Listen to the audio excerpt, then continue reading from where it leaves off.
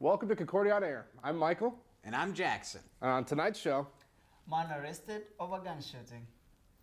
Faces in Nature with Emma. And sustainability during the symposium. all that and more tonight on Cord on Air.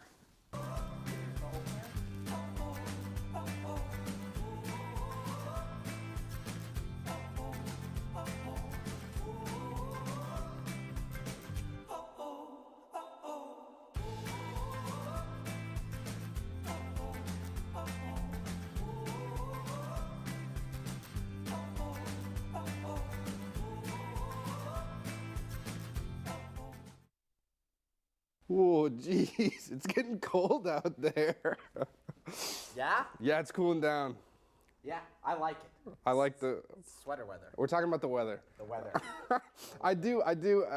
I find myself recycling the same 3 outfits throughout the week when it's summer, but the second fall hits and the temperatures kind of get cooler, like I'm layering. You know, Yeah. I got like a flannel, like orange shirt. You know, Orange. It's almost Halloween. it's nearly. Do you have any idea for what you're gonna be for Halloween this year? I don't know yet. It's too far away yet. I've always Still wanted too to far. do like a really deep, very cool Beetlejuice outfit. Do you think you'd want to be like a Lydia Dietz type? Do like a duo Halloween costume? For you, Mikey, I'll be anybody for Halloween with you. But yeah, it is fall. The leaves might not be falling yet, but the winds from North Dakota they're a blowing. Yeah. They're cooling us down. For some people, that might not be everybody's shtick, but for me, I can wear these sweaters without dying of heat exhaustion. You know what the funny thing is, I get so excited. It gets so cool out and nice. I get these nice kind of layered warm outfits, and the second I step foot in a building here on campus, I'm just sweating like crazy. Who's controlling the They do thermostat? gotta cool these buildings down a little bit. They do, especially in the music building. They don't need to be 90 degrees every day. Yeah. They can be maybe 40 degrees one day. Yeah. Maybe one day, keep us on our toes, -30. Keep you it know? cold. Make it colder inside than it is outside. Like dead of winter, freezing cold. I want to see how people operate in those settings.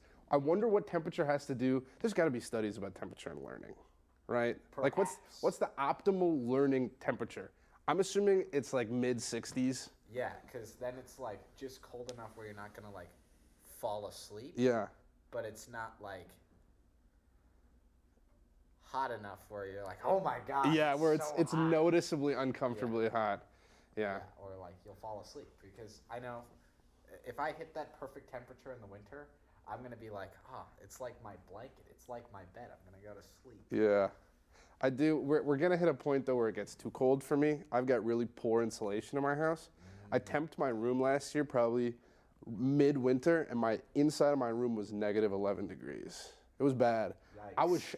I'll tell you what, ladies and gentlemen, I was shivering and shaking all night long. It was no fun. I didn't really get sick last year, though. Donate to get Mikey a new landlord. Hotline right here. He needs a new landlord. Or a space 1-800 heater. Get Mikey a new landlord. Yeah. One who will put in a furnace directly inside of Mikey's room. Well, we've got heating. The way my room is there's 2 windows, and the insulation the heat doesn't stay in my room. That's why you need a furnace in your room. Yeah. And we all need a furnace in our hearts for the news. So welcome to news. I'm And I am Andy. Today we start on a sad note. Man arrested over shooting. Mohead police break up a fight with a gun nearby after reports of a gunshot. KVR reported that police responded to the 3000 block of 18th Street South around 10 p.m. Tuesday night. An officer spotted a gun on the ground near 2 people fighting. Police detained the 2 people on safety pickup on of the gun. They arrested one man, a 37-year-old Adi Hussein of Mohead. He's in the Clay County Jail with a request for the charges of obstructing the legal process. There was no reported injuries from the incident. So for the second article, we have the Cobber Expo. So on September 10th, Concordia held an event called Cobber Expo. This event is designed for all students, whether they're incoming freshmen or upperclassmen, to look at various clubs campus has to offer. A few different clubs that were featured were CEC, Concordia's Campus Events Commission Club, as well as the Outdoor Recreation Club. The CEC is a club that puts many different events on campus like bingo, outdoor movies, and spring concerts. The Outdoor Recreation Club is a year-round club that encourages other clubs to stay active, especially in the winter months, by doing activities like hiking. Other clubs that were featured were Writer's Block, the Global Studies Committee, and the Concordia Science Academy, so there are plenty of options to explore. Our next story, defense suddenly arrest case in Florida. Shoot on Concordia school shooter trial. Attorneys for Florida school shooter Nicholas Cruz suddenly and surprisingly rested their case Wednesday, leading to a shouting match after the judge accused them of lack of professionalism. Cruz attorneys had told the judge and prosecutors they would be calling 80 witnesses, but rested at the beginning of the Wednesday's court session after calling only about 25. The sudden announcement will be out by lead attorney Melissa McNall, her and Circuit Judge Elizabeth Scura, who called the decision prosecution the most uncalled case. Prosecutors said they will need more than a week to prepare the rebuttal case. The trial is tentatively scheduled to resume on September 27th. So, an official teaser trailer was released for Disney's The Little Mermaid on September 9th. Starring Halle Bailey as the lead role of Ariel, the audience got to see what her final design looked like. With May 2023 as the approximate release time, fans were shocked to see just how faithful some of the scenes were to the original animation, with some of the camera shots being very similar to Disney's first film. It's also been released that the film takes a more modern look at the Little Mermaid story and is described by Bailey as a pleasant surprise. And our story across the borders, Prince William and his wife Catherine, the Princess of Wales, and Prince Harry and his wife Meghan, the Duchess of Sussex, reunited publicly again on Wednesday when they joined royal family members in a procession escorting Queen Elizabeth II's coffin from Buckingham Palace to Westingham Hall. William and Harry, whose father is now the monarch King Charles III, walked side by side in the procession behind Charles and his siblings, and the Princess Royal and Princess Andrew and Edward. Catherine and Meghan rode in separate cars behind the procession, with Catherine riding with Camilla, the Queen consort, and Meghan riding with Sophie, the Countess or the Countess of Wessex. William and Harry have publicly shown unity in the days since their grandma's death, despite reportedly having a strained relationship since Harry and Meghan left their senior royal role in 2020. So Twitch banned gambling. So Twitch is a popular streamer platform for content creators, influencers, and artists. On Tuesday, September 20th, the Amazon-owned platform decided to enforce a ban on streaming unlicensed gambling starting next month. With streamers on either side of the argument, it's been somewhat controversial on whether or not this was a good rule to make for the platform.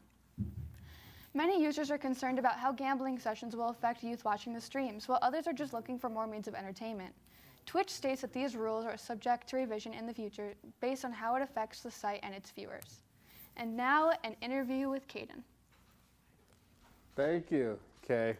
Here we are, our second official guest here on Court on Air, Caden Nessler. How you feeling today? I'm good. How are you? Living, breathing, doing my best. So you are here to tell me about War of the Worlds. Can you tell me what's going on? What is this show? Yeah, we're doing the War of the Worlds, the radio broadcast, the original 1938 radio script in the Concordia Theater. So we're doing the full original radio play, and the concept for the show, when you come and see it live, is that what you're seeing on stage is what it would have been like to view the Mercury on the Air Theater as they performed this radio play.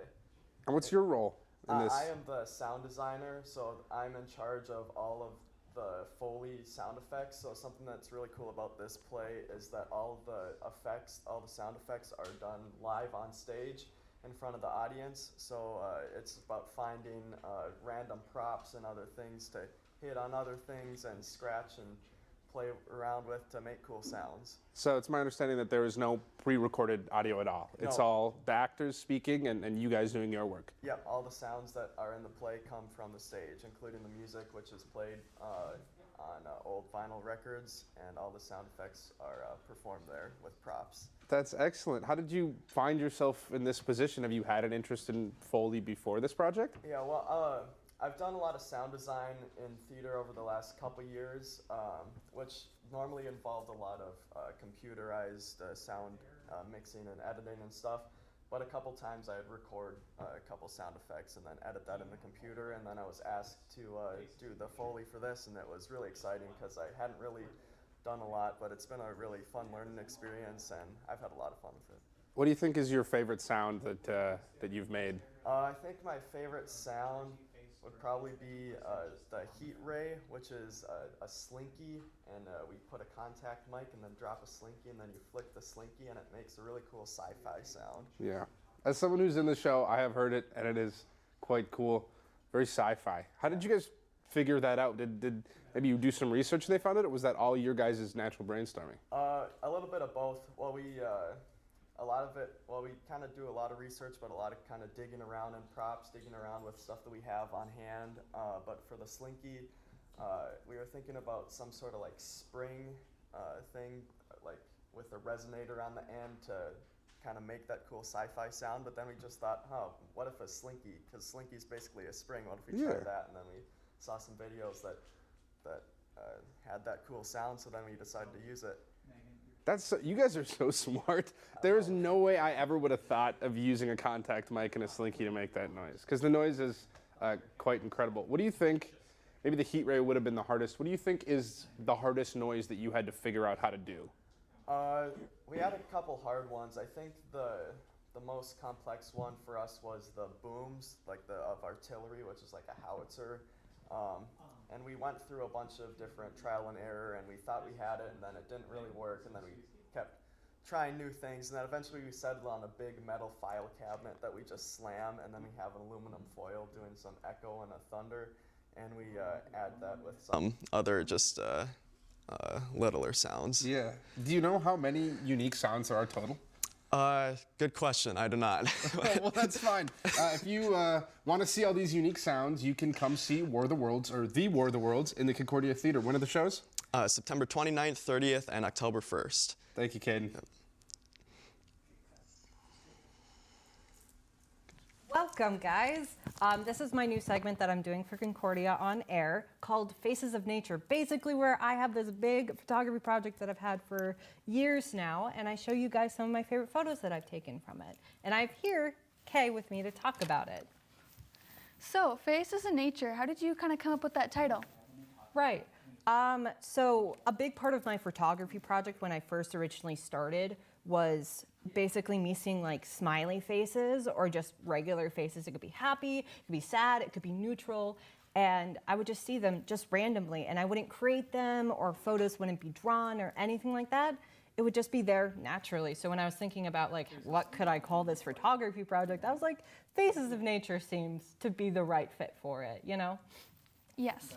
So about how long have you been doing this for? Oh gosh, I think I started doing this photography project unconventionally without like making like, oh, I want to do this as a photography project, maybe like in high school maybe. I would say maybe my sophomore year, so it's been a couple years since now I'm a junior in college, so I would say it's been a couple years. It has been a couple years. Can you say you've enjoyed it and found it interesting this entire time? Oh my gosh, yes. I love, love, love, love seeing how many different kind of faces you can see in nature. It really helps you look at like the details of the outside world, because I'm not really like an outside person, but it really helps me like actually like be very observant in nature and like the outdoor world. And so I would say I've always enjoyed it. Even like going to like classes, if you see me looking down on the sidewalk, it's because I am looking for faces on the ground and seeing how close to nature I can, or like how close of detail I can pay attention to the outside world. I see, that's actually kind of interesting. So what inspired you to do this? Honestly, I just had like this connection with the word smile for so long in my life. And I would like to consider myself a pretty optimistic person, but I don't know. It's something just about smiley faces and smile and being like super optimistic that I've just really inspired me to just take that one step further. And so hopefully in the end of my like photography project, whenever I decide to end it, is just like this giant smiley face to kind of be like a point of optimism for people, if that makes sense. I see. So whenever you're out and about and you have like friends or family with you, do you find them like, pointing out faces as well to you because they know that you do it, or is it just you? No, I sound really annoying. Even like this morning, I was putting bananas out during my job and I found this face on a banana and I was like, oh my gosh, look at this banana. And yeah, no, I'm the only one who's pointing it out and sometimes I feel quite annoying. In fact, one of the pictures that I've taken this past year when I went home from college, so I work at this taco place, and I just was like trying to make a burrito, and I just see at the corner of like this tortilla shell a smiley face, and it's just like, I was just so, it was so insane because it's like, what are the odds that I have this photography project and that I see a smiley face like that, so like pointed, like vivid, like that you can just see it. I think it's just really cool. Well, how many have you found, do you think? Probably over 2,000, but in terms of taking those photos, I would say about maybe like 500. I definitely have to start putting those photos onto a hard drive because they're all on my phone right now. And I'm losing so much storage. Even like this morning when I was trying to take the picture of the face on the banana, I just like, it was like, you need to delete some files off your phone. And I'm like, no. And so I have to go through all of my photos and put it on like an external hard drive and stuff like that. That's incredible, actually. So, yeah, I actually like that. Yeah, thank you so much for asking me about my project. I'm so excited to show you guys more photos on a later date. And now on to Paul to talk about the symposium. Howdy, y'all. It is the day. We've all been waiting for it. The Faith, Reason, and World Affairs Symposium. It's not just a day to sleep in, no matter what people try to tell you. Get up at the crack of dawn, 8 a.m. Go to those sessions. Gotta see them. I only went to a session starting at 3:30, so I can't speak from personal experience. I'm sure those were super valuable for the people who did go. But I ended up going to a sustainability on campus session. The theme for this year's symposium was engaged citizenship, which is kind of this theme that we're trying to bring to the Concordia campus in general this year. This idea of taking an active role within your community and really fostering those personal interactions between different people and between just the factions on campus. It's really great. In terms of sustainability, we spoke with Gabrielle Lamel, who's the sustainability coordinator here on campus, and she gave us a little sustainability walk and talk, which was super valuable. We started over at the Knutson Campus Center, and we talked a bit about transportation. For those who don't know, we have Ka Bikes here on campus.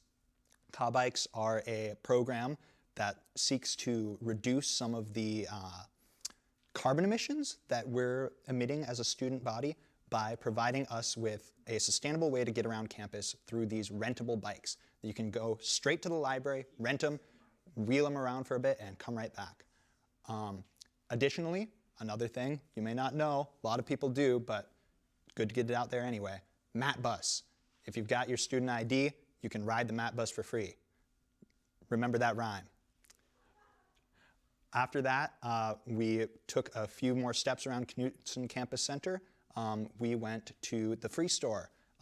Free Store has a new location on campus this year. Last year, it was over in the basement of Park Region, so not very accessible for a lot of different people. But this year, it's right in Knutson, above the bathrooms by the maze. So if you just go up a floor above those bathrooms, you'll see the Free Store, and you can just take something. It's fine. Nobody's going to come after you. It's run by students also, which is wonderful. But there's so many other things that we're trying to do to promote sustainability, but we just don't have time to talk about them today, folks. We are going to head straight on over to arts and entertainment to talk about horror in September. Welcome to Arts and Entertainment, where this week we will be talking about a September horror double feature. Does September horror hit as hard, as scary as... Fortunately, we'll not know probably until November 1st of this year, when the dust is all settled. But so far, September horror is sitting very well. Smile debuting next week might be what derails it or might save it even further. Who knows? But we're going to talk about Barbarian and Pearl this week. So I guess we can start with Pearl since you saw Pearl as well, Paul. We both saw it. Unfortunately, Yes. we didn't see it together. But We didn't see it together, but we were in the same room when we saw it. we got to So work on our schedules. That's halfway together. Halfway together. What did you think of Pearl? Pearl right off the bat. Pearl was great. Pearl was pretty deeply unsettling, I found. Mia Goth's performance was just, it was this great mixture of like this passion and drive that you'd see in a lot of early musicals and stuff like that. You'd almost felt like she was going to burst out into an I Want song, you know? Yeah. Combined with violent sociopathic tendencies. We do love those I want people with violent sociopathic tendencies. Yeah. I will admit, I did not enjoy Pearl as much as I enjoyed X. I'd agree with you there. I think it does kind of have that prequel hill to climb where it's like, we have to prove that this movie needs to exist. And it is a very interesting character study of the character of Pearl and gives Mia Goth a lot to chew on. But I don't think outside of her performance and that character, the movie really finds its like voice, you know? I think it's like, look at me. I'm the prequel to X. You want to know how Pearl became Pearl? Watch this. The fact that it's a prequel lends, I think, a pretty morose quality to a lot of these scenes. Yeah. Where you always know where she's going to end up. Yeah, it's hard to kind of root for her, I think, in that middle portion of the movie. Not delving into spoilers or anything, but it's hard to root for a character when you know where they end up. You know, you know how their life turns out. Yeah. But I recommend Pearl if you're a fan of X. It is, spoiler alert, a part of a trilogy now. Yes. Maxine. Yes, Maxine coming next year. So if you want to stay up to date with the X trilogy, make sure you watch Pearl. Yeah. I've read that they were filmed concurrently. Yes. Yeah. Yes, they filmed on the same sets, back to back. Night shoots were X, and the day shoots were Pearl. And you'll notice that when you watch the movies. One of them is set largely in the night, and the other one is set largely in the day. Now, quickly, before we wrap up the show, we're going to transition to a quick review for Barbarian. To my understanding, Paul, you have not seen I've Barbarian. not seen Barbarian, but I've heard a So, lot of people coming on out. These are reasonings. This will be more of a list. I'm going to try to sell it to Paul and hopefully sell it to the rest of you. Barbarian. You may have saw the trailer. You may have been like, Bill Skarsgård is up to some sus stuff in the movie. And you might have been like, this trailer doesn't do anything for me. If you're like that, you're like me. I was like, this trailer doesn't do a lot for me. But I heard that one of my favorite comedic actors, Justin Long, appears. In fact, he's on the poster here. And I got super excited, and I heard that the movie goes in directions that you would not expect. And I watched it, and it does go in directions that you do not expect. If you want to be surprised, I recommend just going into Barbarian off of my word that it is good. Okay. I know that is tough. Barbarian is truly a very refreshing take on something we've all seen before.